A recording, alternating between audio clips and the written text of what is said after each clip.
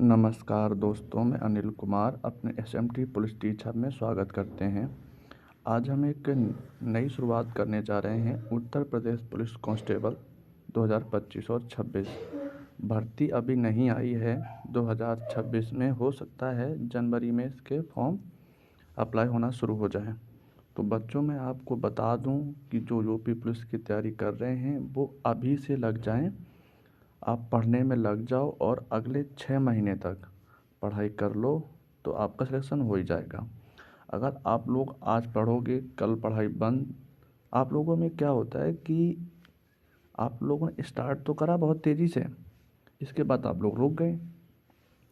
रुकना नहीं है। 2025 तो चली गई, 2025 में भी आप बेरोजगार रहे। तो मैं दोस्तों आपसे कहूँगा कि इतनी पढ़ाई कर लो 6 महीने की आपका 2026 में सिलेक्शन हो जाए। तो चलिए हमें स्टार्ट करते हैं। वर्णमाला, वर्ण है क्या और कुल कितने वर्ण हैं?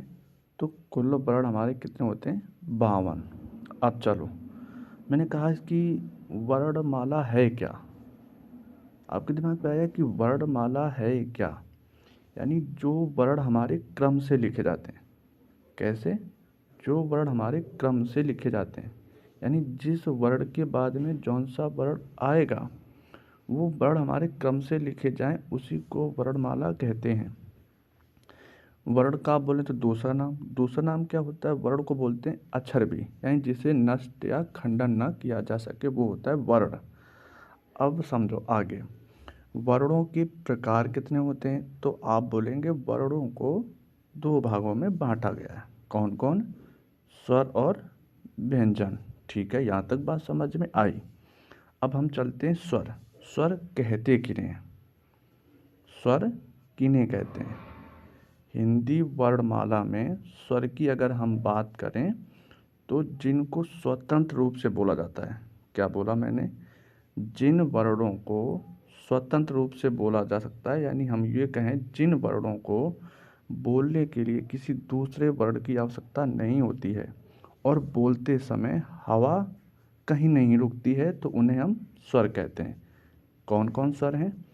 तो हमारे स्वर आ, ई, ऊ, रे, ए, ऐ, ओ, औ, अंग, आहा।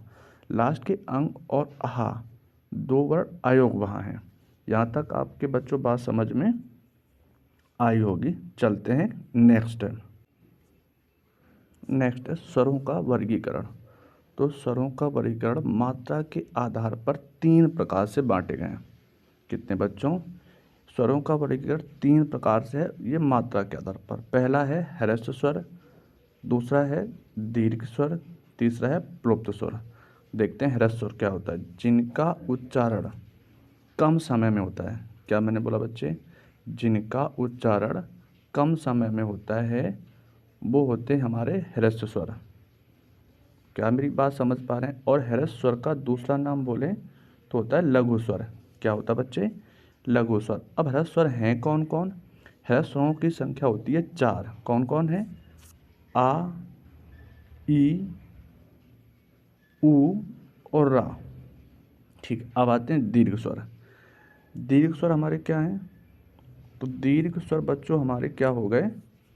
दीर्घ स्वर। अब दीर्घ स्वर देखते हैं। आ, ई, ऊ, ए, ऐ, ओ, औ। 7 दीर्घ स्वर हमारे 7 होते हैं। अब दीर्घ स्वर कहते किन्हें हैं?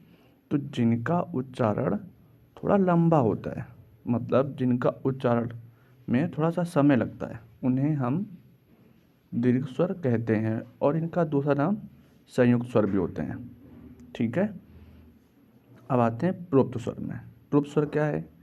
जिनका उच्चारण बहुत लंबे समय में किया जाता है, बहुत लंबे समय में किया जाता है, उनको बोलते हैं प्लुप्त स्वर। जैसे कोई व्यक्ति दूसरे को बुला रहा है, जैसे बोला ओ राम, हे राम, हे राधे श्याम।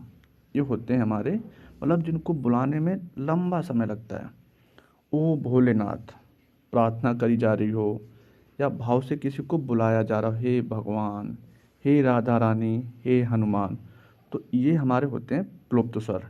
ठीक है बच्चों। अब देखते हैं नेक्स्ट, देखते हैं आगे। ओष्ठों की आकृति के आधार पर स्वरों का वर्गीकरण। तो बच्चे आप बोलेंगे ओष्ठों की आकृति के आधार पर हमारे स्वर दो प्रकार से वर्गीकरण करे गए हैं। आप बोलेंगे पहला वृत्ताकार, दूसरा अवृत्ताकार। वृत्ताकार स्वर कितने होते हैं तो बताएंगे आप 4। कितने बताएंगे? 4। फिर बोले अवृत्ताकार स्वर तो कितने होते हैं तो आप बताएंगे, कितने बताएंगे बच्चों? 8। कितने होते हैं? 8। सॉरी बच्चों, 7 होते हैं। 7 कौन कौन से? आ, ई, ई, रे, ए। ठीक है, ये 7 हमारे आवृत्ताकार स्वर हैं। अब देखते हैं आगे। जिह्वा के आधार पर स्वरों का वर्गीकरण। तो आप बोलेंगे जिह्वा के आधार पर स्वरों का वर्गीकरण 3 तरीके से किया गया है। ठीक है, कौन कौन से? अग्रस्वर, मध्य स्वर और तीसरा पश्च स्वर। अग्रस्वर कौन कौन से हैं? ई, ए, रे, यानी 5 स्वर हमारे अग्रस्वर हैं। ठीक है, अब आप बोलेंगे मध्य स्वर को कितने हैं? तो मध्य स्वर है 1। कौन? आ। अब मैंने बोला तीसरा है पश्च स्वर। पश्च स्वर मतलब 5 स्वर हमारे होते हैं पश्च स्वर। कौन कौन से हैं? तो आप बोलेंगे आ, उ, ओ और ओ। अब हम देखते हैं नेक्स्ट। नेक्स्ट क्या कह रहा है? ठीक है बच्चों, अब देखते हैं अगला। तालों की स्थिति के आधार पर स्वरों का वर्गीकरण। मैंने पूछा तालु की स्थिति के आधार पर स्वरों का वर्गीकरण, तो आपने बताया 4 तरीके से। ठीक है, कौन कौन से? समव्रत स्वर, विव्रत स्वर, अर्धविव्रत स्वर, अर्धसमव्रत स्वर। ठीक है, तो समव्रत स्वर कौन कौन से होते हैं? 4। कितने होते हैं? 4। कौन कौन से? ई, उ। ठीक है, अब मैंने पूछा आपसे विव्रत स्वर, तो आपने विव्रत स्वर बताए 1। कौन? आ। बच्चों फिर मैंने आपसे पूछ लिया कि अर्धविव्रत स्वर, तो आपका जवाब आया कि अर्धविव्रत स्वर हमारे 3 होते हैं। कौन कौन से? आ, ए, औ। ठीक है बच्चों, यहाँ तक आपकी बात समझ में आई है। अब हम देखते हैं अर्धसमव्रत स्वर। अर्धसमव्रत स्वर हमारे कितने होते हैं? 2। ए, ओ। ठीक है बच्चों, यहाँ तक समझ में आ रही है बात सारी। अब हम देखते हैं अगली। अगली क्या है? जाति के आधार पर स्वरों का वर्गीकरण। बहुत ही इम्पोर्टेंट क्लास में करा रहा हूँ बच्चों, थोड़ा ध्यान से पढ़िए।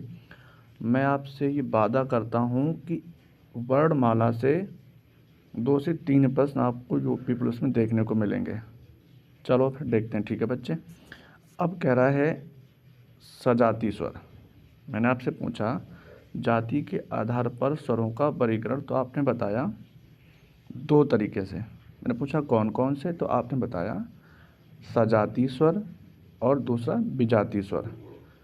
अब सजाती स्वर कौन कौन से हैं? तो आ, ई और उ। ये हमारे सजाती स्वर हैं। ठीक है, अब हम बात करें आपसे विजाती स्वर। तो विजाती स्वर आप बताएंगे आ, ई, ए, उ, ओ, औ। ठीक है बच्चों, यहाँ तक मैं उम्मीद करता हूँ आप लोगों के समझ में आई होगी। अगर ऑडियो वीडियो में कोई दिक्कत आ रही है बच्चों, उसके लिए मैं क्षमा चाहता हूँ। अब हम देखते हैं नेक्स्ट। नेक्स्ट कह रहा है उच्चारण स्थान के आधार पर स्वरों का वर्गीकरण। यानी उच्चारण के स्थान पर, यानी कौन सा हमारा स्वर कहाँ से बोला जा रहा है। ठीक है बच्चे सॉरी।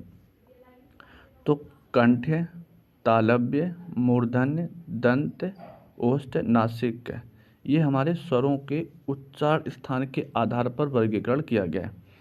अब देखते हैं कंठ से कौन से बोले जा रहे हैं। तो कंठ से बोला जा रहा है अ, आ, तालब से ई, ओष्ठ्य से ऊ, मूर्धन्य से ऋषि और कंठ तालव से। बच्चों बात करें हम कंठ तालव से, तो कंठ तालव से ए और ऐ। कंठोष्ठ्य से बात करें, कंठोष्ठ्य ओ और औ, नासिक से अंग। ठीक है बच्चों, यहाँ तक आपके समझ में आई होगी। नेक्स्ट बच्चों, यहाँ तक समझ में आई होगी। अब हम देखेंगे इस वर्णमाला में स्वरों का वर्गीकरण से समरी देखेंगे। क्या देखेंगे? यानी समरी कितने टाइप के प्रश्न हमारे यूपी पुलिस में आते हैं वो हम देखेंगे। ठीक है बच्चों, चलिए तो चलिए बच्चों देखते हैं स्वर वर्ण कितने होते हैं। तो आप बोलेंगे 11। अब मैं कहूँ हिंदी वर्णमाला में मूल स्वरों की संख्या कितनी है, तो आप बताएंगे 4। कौन कौन? आ, ई, उ, र।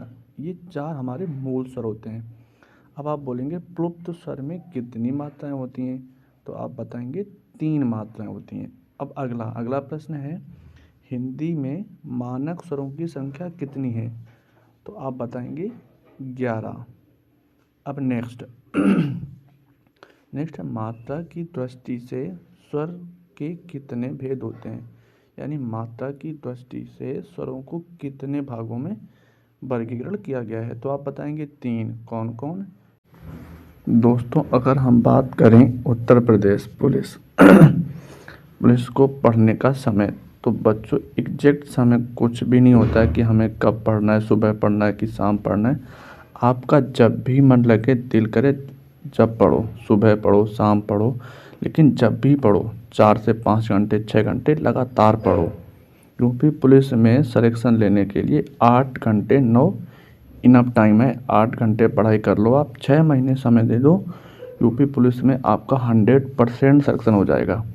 कोई कहे 12 घंटा पढ़ना है, 14 घंटा पढ़ने, कोई मतलब नहीं है बच्चे।